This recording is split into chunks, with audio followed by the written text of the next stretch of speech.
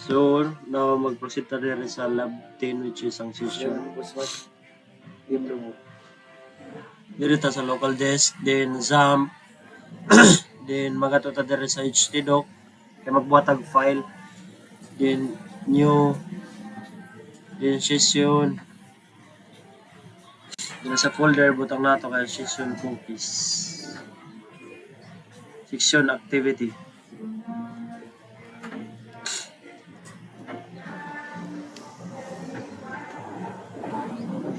So, unsa ang session? Ang session kay ko na siya mura time span gud sa imong kuan pag login, like karon mo login ka na napaka specific nga oras. If matauman to, pag mo login ka balik, may invalid na siya. So wala session.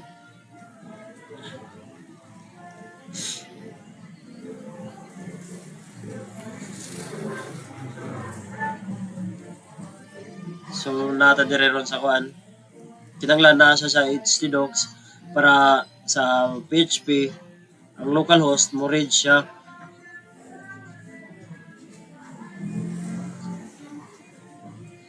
So mo ni siya ang localhost, nga localhost mo ni ang localhost dapat /session activity kung unsa ang nato folder. Mo ni ang folder nato session activity para in order nga mura siya sa localhost.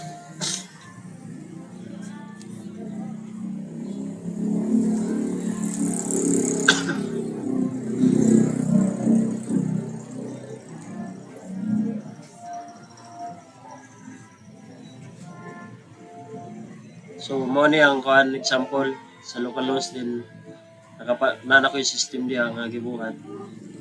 So dire nanapod ko nabuhat nga kuan, open folder ta,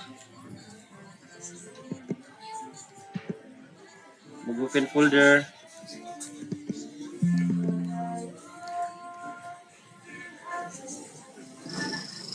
yung dire sa folder sa session activity magbutang tao kuan mga file niya. I trust others. It refers kay session start.php.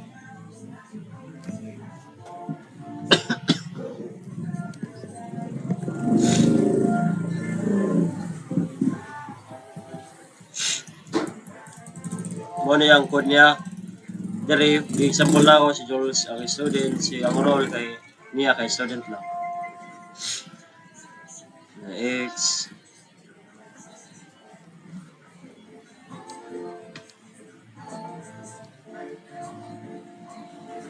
na sulod na sa tawag, magbuhat na sa tag file,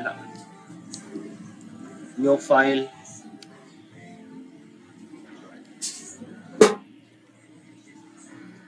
which is ang session read PHP. Dire naka-indicate dire nag-required sa to read ang session na start, mag-required sa session din sa header to reading session data. Yung session niya kay username ug kuan password, din sa role, then wala no session data found ang maka-indicate. Then next kay magbuhat ng bagong file. Mo ni session start, mag-remove siya og session variables, mag-display og session, then redirect start page sa session start nga PHP.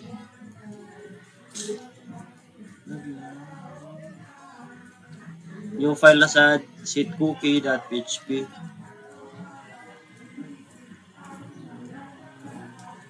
Dali kayang cookie ma-expire siya within 1 day. Then ang href niya kay read cookie.php.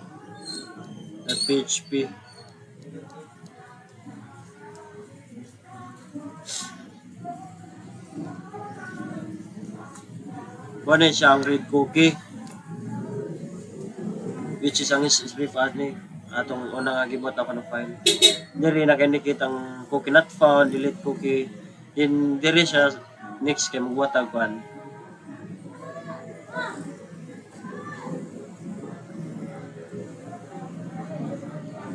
Yung file na sa delete cookie ang buhatan na ng PHP.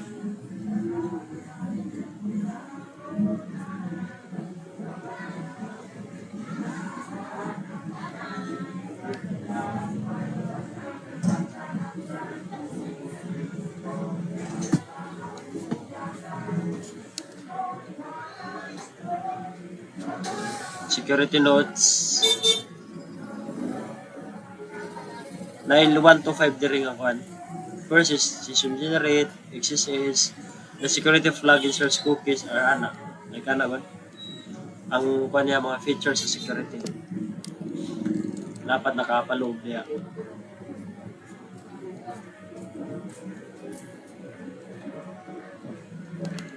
Base kay nagbuhat login. Diri ang kuan. Mag-login ang user. Na diri ang kuan. HTML, username, password, then submit po.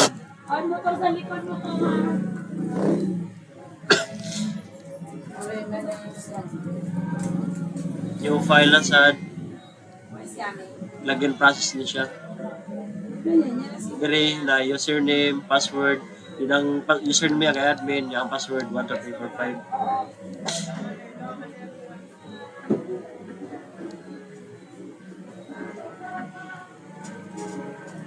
New file.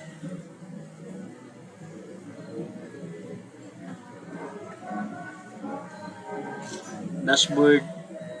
Dire sa dashboard, if mag-login ang user, mo redirect siya sa kuan. Dashboard din dire, naka-kuan pa dire na i-log out dire.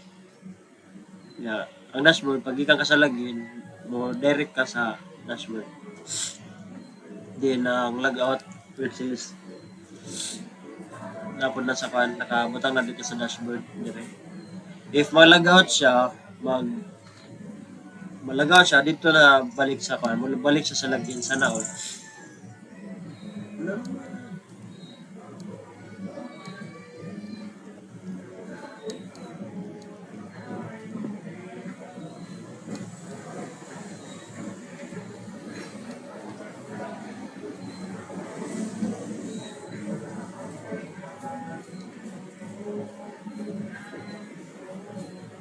So karon ato na siyang i-try sa kuan sa localhost. Sa localhost mo ni siyang login page. Then mo siyang session start. Na kuan ni username mo, sa role niya student siya. Ang exam mo siya. Diri nga kuan session activity ni siya. Set cookie, makita nato diri ang kuan code niya.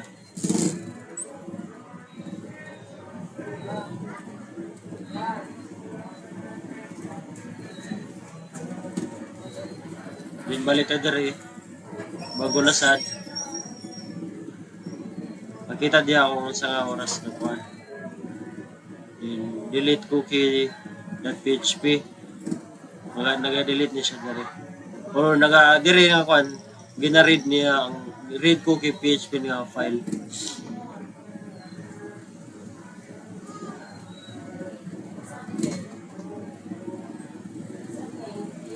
Kini mo ni siyang delete cookie PHP.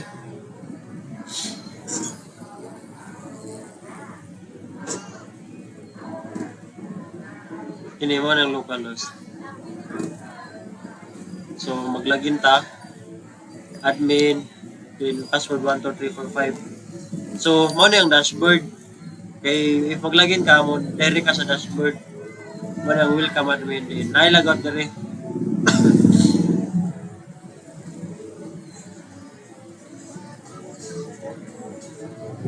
If mag-log out ta, balik ta sa login.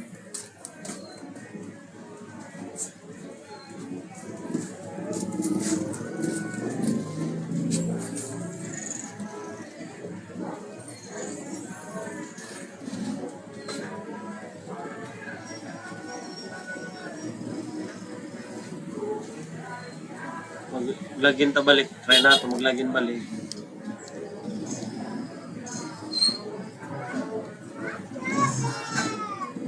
Admin.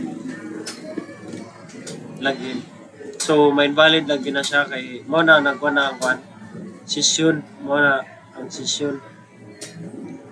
So, dito sa localhost. Mo na yung login process. Then, balik ta sa login.